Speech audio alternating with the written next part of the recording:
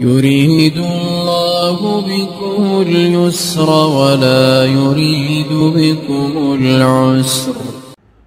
السلام علیکم ورحمۃ اللہ وبرکاتہ. بسم اللہ والحمد للہ والصلاة والسلام علی رسول اللہ، اما بعد. قال اللہ تبارک وتعالی وَتَأْكُلُونَ التُّرَاثَ أَكْلًا لَمًّا وقال تعالی ان اللہ یأمرکم ان تؤدوا الامانات الی اہلہا. صدق اللہ العظیم. محترم ناظرین، آج کی ہماری اس مجلس کا عنوان یہ ہے کہ وراثت اور میراث کی اور ویچڑی کی تقسیم میں اور اس کو تقسیم کرنے میں بلا وجہ ڈیلے اور تاخیر نہ کرے، ٹال مٹول نہ کرے اور اس کو ہڑپنے کی کوشش اور فکر نہ کریں، اور اس ڈکیتی سے اپنے آپ کو بچانے کی فکر کریں. اس عنوان پر آج کی اس مبارک مجلس میں کچھ باتیں پیش خدمت ہیں. سب سے پہلی بات یہ عرض کرنی ہے کہ اسلام نے اور شریعت نے جو وراثت اور میراث کے اصول دیے ہیں، یہ دنیا کے کسی مذہب اور کسی ریلیجن میں نہیں. یہ سب سے مہذب، مرتب اور ہر ایک کی نفسیات اور ضرورت کی رعایت کے ساتھ شریعت نے یہ لوز اور اصول اور قوانین بنائے. دوسری جگہوں پر افراط و تفریط ہے، بیلنس نہیں. بعض جگہ پر تو یہ ہے کہ عورتوں کو اور بچوں کو بالکل حصہ نہیں ملے گا. ان کو کیا ضرورت ہے، وہ تو عورتیں ہیں، گھر میں رہنا ہے، خرچہ تو جو ہے مرد چلاتے ہیں، تو عورتوں کو بالکل نہیں، بچوں کو بالکل نہیں. یہ اصول ہے. جبکہ بعض جگہ پر یہ ہے کہ نہیں، سب کو سرخا اور برابر ایک جیسا دیا جائے. شریعت نے اصول بنایا للذکر مثل حظ الانثیین، مرد کی ضرورتیں زیادہ ہیں، اس کے اوپر اخراجات اور خرچے زیادہ ہیں، اس کے لیے ڈبل ہے. عورت کو تو شوہر سے بھی ملے گا اور والد سے بھی ملے گا وغیرہ. تو وہاں شریعت نے یہ اصول دیا ہے، تو یہ درمیانی درجے کا اصول ہے. لیکن آج میراث کی تقسیم میں بڑی کوتاہی ہوتی ہے. ہر طاقتور کمزور کو دبا کر بیٹھا ہے، جبکہ میراث کی تقسیم میں شریعت نے بڑے اہتمام کے ساتھ اس کی ترغیب دی ہے. اور یاد رکھنا چاہیے کہ میت کے انتقال کے بعد میراث کی تقسیم وارثوں پر فرض عین ہے. مسئلہ سمجھ لینا چاہیے. انتقال کے بعد وارثین پر اس مال متروکہ کا، اس چھوڑے ہوئے مال کا تقسیم کرنا یہ فرض ہے. آج ہم یہ سمجھتے ہیں کہ دین صرف نماز و روزے کا نام ہے. معاملات کو دین ہم سمجھتے ہی نہیں، حالانکہ معاملات شریعت کا ایک بہت بڑا حصہ ہے. میراث کی اہمیت کا اور اس مسئلے کی اہمیت کا اندازہ اس بات سے لگائیں کہ قرآن مجید ایک گائیڈ ہے. یہ قرآن مجید ایک متن ہے، شرع نہیں ہے. اس کی گائیڈ حدیث پاک ہے. تو قرآن مجید میں صرف بیسک باتیں، بنیادی بات ملتی ہے. مثال کے طور پر قرآن مجید نے کہا اقیم الصلاۃ، نماز قائم کرو.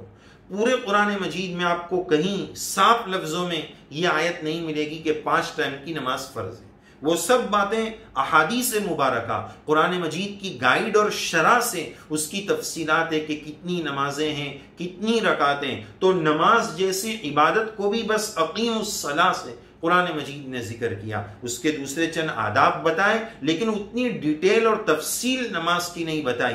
لیکن علماء فرماتے ہیں، محققین فرماتے ہیں کہ 3 باتیں ایسی ہیں کہ شریعت نے اس کو، قرآن مجید نے اس کو بڑی ڈیٹیل کے ساتھ، بڑی تفصیل کے ساتھ ذکر کیا ہے. نمبر 1، پردے کے مسائل، کہ عورت کے لیے کن کن لوگوں سے پردہ ہے، کن لوگوں سے نہیں ہے. اس کو بڑی تفصیل کے ساتھ ذکر کیا ہے. چونکہ یہ ابھی کے موضوع سے ہٹ کر بات ہے، اس سے اس کی تفصیل کو چھوڑ رہے ہیں.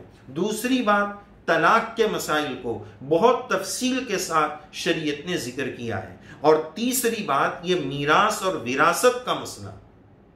اس سلسلے میں اللہ تبارک و تعالیٰ نے مستقل پورا رکوع قرآن مجید میں 4 پارے میں نازل فرمایا. 4 پارے میں وہ رکوع موجود ہیں. یوصیکم اللہ فی اولادکم سے یہ پورا رکوع اللہ تعالیٰ نے تفصیل کے ساتھ ذکر کیا کہ کس کو ملے گا، کتنا ملے گا، کب ملے گا. آج اس سلسلے میں اتنی کوتاہی، باضابطہ یہ ایک قسم کی ڈکیتی ہے، دوسرے کے مال کو ہڑپ لینا ہے. آج ایک ڈاکو ہوتا ہے تو اس लूटने वाले डाकू को, जो गन पॉइंट पर डकैती करता है, उसको तो सब डाकू बोलते हैं, लेकिन ये जो लोगों की मीरास दबा जाता है, लाखों और करोड़ों रुपए इस तरह हड़प कर जाता है, ये ऐसे लोग प्रोफेशनल डाकू हैं। ये कहा जा सकता है उनसे बड़े डाकू हैं, इनको कोई डाकू नहीं मानेगा। और इस तरह का माल दबाने के जो ऊंचे दर्जे के लोग हैं, वडील लोग हैं, उनके पास मौके भी आते हैं तो वो दबा लेते हैं। हर बड़ा छोटे का माल दबा रहा है, उसको जो है कमजोर कर रहा है, अपने माल को बढ़ाने की फिक्र में। उसी को तो अल्लाह ताला ने जिक्र फरमाया, कुरान मजीद की आयत तिलावत की गई, वतकुलून तुराथ अकलल लम्मा, कि तुम मीरास के माल को लपेट लपेट कर जमा कर करके खा जाते हो, टाल मटोल करते रहते हैं, नस्लें गुजर जाती है, वो तकसीम नहीं होता है, फिर उलमा को लड़ लड़ कर आखिर में परेशान करते हैं। मुनासखा का मसला आता है कि भाई 6 पीढ़ियों तक मीरास तकसीम ही नहीं। अब ये भी पता नहीं है कि किसका इंतकाल पहले हुआ, किसका बाद में हुआ। शरीयत की जामियत देखें कि 6 पीढ़ी की तकसीम नहीं हुई है तो भी उसका हल है कि मीरास तकसीम कैसे की जाएगी, लेकिन उसमें यह मालूम होना बहुत जरूरी है कि किसका इंतकाल पहले हुआ है, डेट ऑफ डेथ क्या है, इंतकाल की तारीख क्या है, इसका इल्म होना जरूरी। अब उसके बारे में पता ही नहीं, अब मौलाना परेशान, उनको परेशान किया जा रहा है। मसले का हल बताओ। हमने इसके बेसिक को खराब कर दिया तो अब ऊपर पूरी इमारत ही खराब होगी। बहुत सारे मसाइल उलमा और मुफ्तियान इज़ाम के पास ऐसे आते हैं कि हम उसके बेसिक को बिगाड़ देते हैं, पहले खूब खराब करते हैं और फिर उसको सुधारने के लिए आगे कोशिश करते हैं। अब मसला पूछते हैं, शुरू में क्यों नहीं पूछा? किसी ने मालूम किया कि इस तरह मैंने बीवी को गुस्से में 3 बोल दिया। अरे भाई पहले पूछना चाहिए था, अब जब बोल दिया तब आकर पूछते हैं।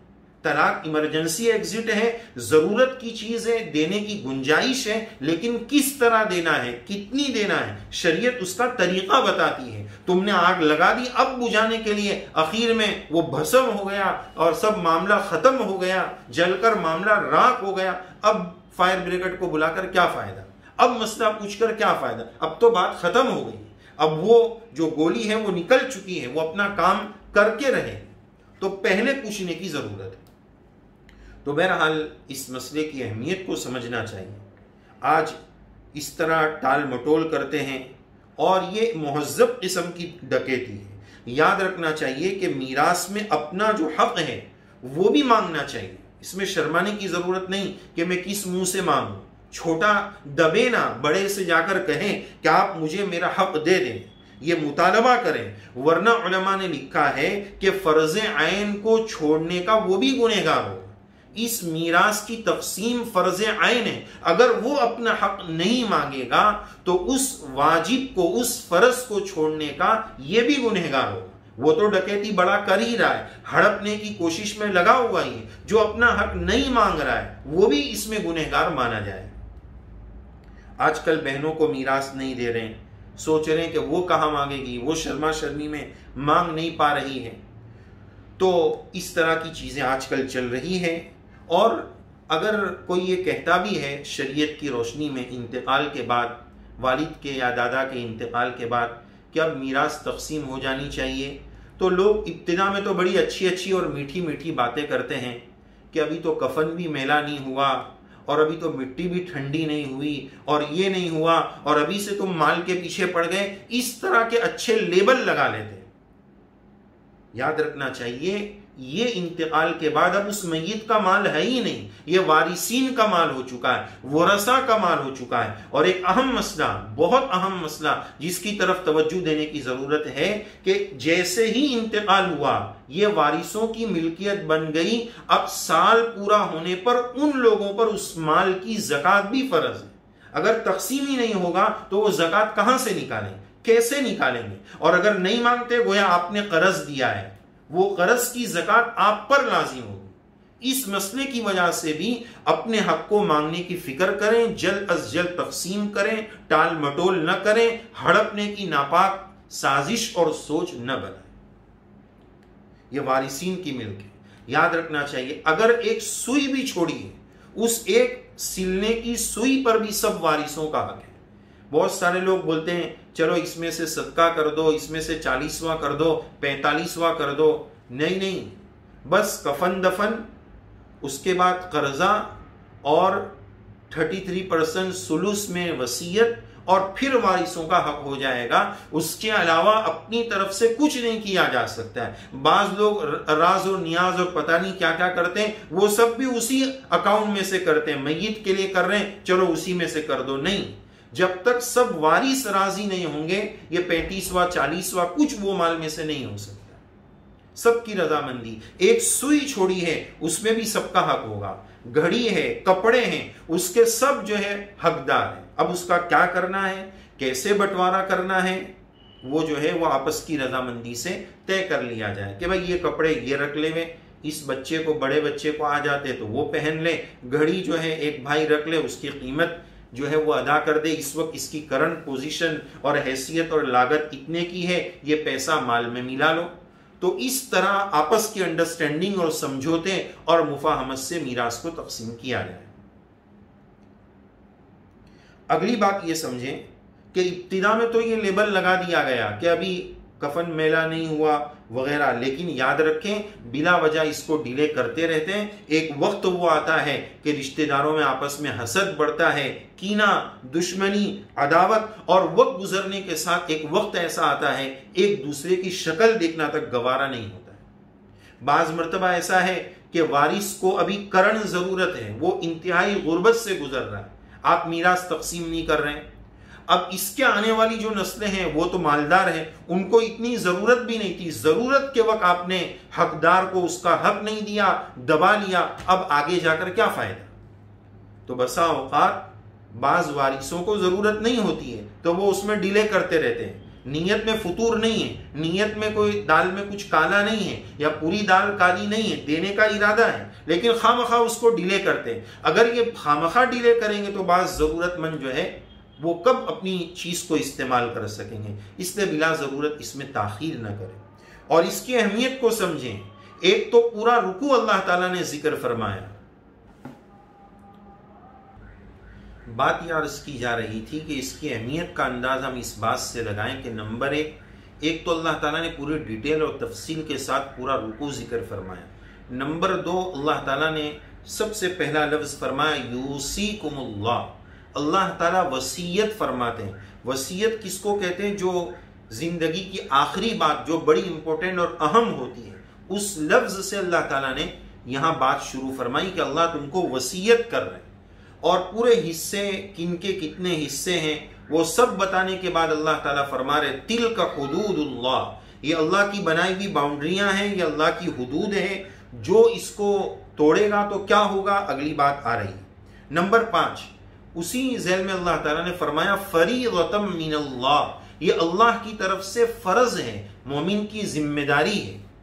اور اخیر میں 6 نمبر پر ایک بات کہ جو ان حدودوں کو توڑے گا، میراث تقسیم نہیں کرے گا، وَمَنْ يَعْصِ اللَّهَ وَرَسُولَهُ وَيَتَعَدَّ حُدُودَهُ يُدْخِلْهُ نَارًا خَالِدًا فِيهَا، وہ جہنم میں جلے گا، جہنم کے عذاب میں جائے گا، دردناک، المناک، مہین عذاب سے وہ دوچار ہوگا. تو کیوں دنیا کی چند کوڑیوں کے لیے ہم اپنی آخرت، اپنی عاقبت اور اپنی قبر کو برباد کریں. ابھی تو ایک نیا سلسلہ غیروں کی دیکھا دیکھی یہ نکلا ہے. شریعت نے وصیت نامہ کسی اور چیز کو بولتے ہیں، اور آج کل وصیت نامہ اس کو کہ مرحوم اپنے بعض بچوں کو زیادہ دینے اور بعض وارثوں کو زیادہ دینے کی ہوڑ میں وصیت نامہ بنا رہے ہیں کہ اس کو اتنا دینا، اس کو اتنا دینا، اس کو اتنا دینا. اللہ تعالیٰ نے جو فکس کر دیا ہے، ہم کون فکس کرنے والے ہیں؟ اللہ تعالیٰ نے حصہ طے کر دیا ہے. مسلمان کے لیے ہے ہی نہیں کہ آپ اپنی طرف سے حصہ طے کریں.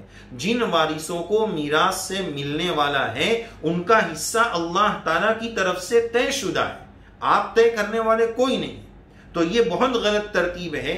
ایک تو ہم آخرت کی طرف ہمارا سفر شروع ہو چکا ہے، اس کے آثار ظاہر ہونے لگے، تب بھی بڑے میاں جو ہیں اس مال کی ہوڑ میں لگے ہیں کہ اس کو زیادہ دے دوں، اس کو زیادہ دے دوں. تو اس طرح کی وصیت ناموں کا کوئی اعتبار نہیں. اللہ تعالیٰ نے حصہ متعین کر دیا ہے، وہی اصل حصہ ہے.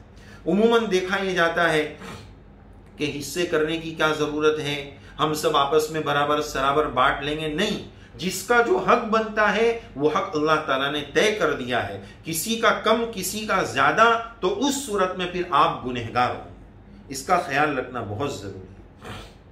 اور یاد رکھنا چاہیے کہ مرحوم کے انتقال کے بعد جس کے قبضے میں مال ہے، جس کو اختیار ہے، پورا آرڈر اس کے پاس ہے، پوری لگام اس نے اپنے قبضے میں رکھی ہے، اس کی ذمہ داری ہے کہ وہ مال متروکہ، وہ چھوڑا ہوا مال وارثوں میں تقسیم کرے اور اس میں جلدی کرے، خامخواہ ڈیلے اور ٹال مٹول نہ کرے۔ یہاں ایک وضاحت یہ بھی کرنی ہے کہ بعض لوگ اس بات میں، اس ترغیب میں کہ میراث کی تقسیم میں جلدی کریں، ورنہ ایسا ہوتا ہے کہ میت کو عذاب ہوتا ہے، اس کو تکلیف ہوتی ہے، اس طرح کی بات بولتے ہیں۔ یہ غلط بات ہے، یہ واہیات بات ہے، اس کا ثبوت شریعت سے نہیں ہے۔ آپ تقسیم نہیں کرو گے، ان کو کیوں گناہ ملے گا؟ انہوں نے تو جو ہے اپنا مال چھوڑ دیا، وہ تو چلے گئے۔ تو یہ جو بات مارکیٹ میں چلتی ہے کہ اس کا عذاب اور اس کی تکلیف میت کو ہوگی، یہ صحیح نہیں ہے۔ اچھا، آخری بات یہ عرض کرنی ہے کہ بلا وجہ اس میں تاخیر نہ کریں، ڈیلے نہ کریں، اپنی نیت کو خراب نہ کریں، جتنا جلدی سے جلدی ہو سکے میراث کی تقسیم کا اہتمام کریں۔ ہاں، کبھی ایسا ہوتا ہے کہ ایک تو کیش ہے، اس کو تقسیم کرنا تو آسان ہے، بینک بیلنس ہے، اس کو تقسیم کرنا تو آسان ہے، لیکن کچھ غیر منقولی چیزیں ہوتی ہیں، مثلا مکان ہے، تو اس میں ایسی چیزوں میں تھوڑی تاخیر ہو سکتی ہے۔ ظاہر ہے کہ آنن فانن 2-4 دن میں، ایک آدھ ہفتے میں بڑی پراپرٹیاں اس طرح بک نہیں جاتی، اس کے لیے تھوڑا انتظار کرنا پڑتا ہے۔ تو ایسی چیزوں میں اچھی نیت کے ساتھ تھوڑی تاخیر ہو جائے تو کوئی حرج کی بات نہیں، لیکن فکر پوری ہونی چاہیے۔ اس میں بعض لوگ یہ کہتے ہیں کہ اگرچہ ابا کا انتقال ہوا، اب پوری فیملی اس میں رہ رہی ہے، تو آپ کہہ رہے تقسیم کرنا ہے، تو کہاں ہم سب روڈ پہ آ جاویں، اس کو بیچ دیں؟ نہیں، سب کا حق ہے، وہ تو دینا ہی ہے۔ اب اس کی جو بھی پلاننگ ہو سکتی ہے وہ کرنا ہے۔ مثال کے طور پر بہن کا حق ہے تو بہن کو الگ سے کوئی رقم دے دی جائے، اس کا حصہ اس طرح پورا کیا جائے، جو بھی شکل ہوگی حقدار کو اس کا حق دینا پڑے گا۔ کرائے سے کرایہ دے دیا جائے، کرائے کی شکل میں اس کے حق میں رہا جائے، بہت ساری شکلیں ہو سکتی ہے۔ اگر نیت صاف ہے، دینے کی نیت بالکل صاف ہے اور آخرت کا خوف ہے، اللہ تعالیٰ کو جواب دینے کا احساس ہے، ایک بالش برابر بھی اگر کسی کی زمین دبا لی ہوگی، 7 زمین کے طوق اس کی گردن میں ڈالے جائیں گے، یہ حدیث پاک ہے، یہ کوئی معمولی بات نہیں ہے۔ لہذا پیغام یہی ہے کہ اس میں ڈیلے نہ کریں، تاخیر نہ کریں، جتنا ہو سکے جلد از جلد میراث تقسیم کریں۔ کبھی کبھار آج کل دیکھا جاتا ہے 20-20، 25-25 سال چلے جاتے ہیں، دادا کی تقسیم نہیں ہوئے، پوتوں کے بچے آ گئے، اب تک دادا کی میراث تقسیم ہونا باقی ہے۔ یہ بالکل مناسب نہیں ہے۔ ہم مال کی ہوس کو ختم کریں، ہر ایک کو اس کا حق پہنچائے۔ حقوق العباد کا معاملہ بہت سنگین اور بڑا نازک ہے۔ آج تو میں کسی کا دبا لوں گا، ان کورونا کے حالات میں ہم نے دیکھا ہٹے کٹے انسان چلے گئے، کب زندگی کی شام ڈھل جائے اور اس شام کے آنے سے پہلے ہمیں توبہ کی توفیق نہ ملے، ہم دوسرے کا حق مار کر چلے جائیں، تو آخرت ہماری کتنی برباد ہوگی۔ اللہ تعالیٰ صحیح سمجھ نصیب فرمائے، ہر ایک کو اس کا حق ادا کرنے کی توفیق نصیب فرمائے۔ ان اللہ یأمرکم، اللہ تعالیٰ تم کو حکم دیتے ہیں کہ امانتوں کو ان کے حقدار تک، ان کے مستحقین تک پہنچاؤ۔ تو جو میراث کے مال پر ابھی قابض ہے، جس کے قبضے میں ابھی میراث کا مال ہے، اس پر بھی یہ آیت آتی ہے، اس سے بھی خطاب ہے کہ یہ مال تمہارے پاس امانت ہے، یہ امانت وارثوں تک پہنچاؤ۔ اللہ تعالیٰ صحیح سمجھ نصیب فرمائے، مال کی حرام محبت، ناجائز محبت سے ہماری حفاظت فرمائے، حق داروں کے حق ادا کرنے کی فکر نصیب فرمائے، دل کی کشادگی، دل کا غنا اللہ تعالیٰ ہم سب کو نصیب فرمائے۔ آمین یا رب العالمین۔ وآخر دعوانا ان الحمد للہ رب العالمین۔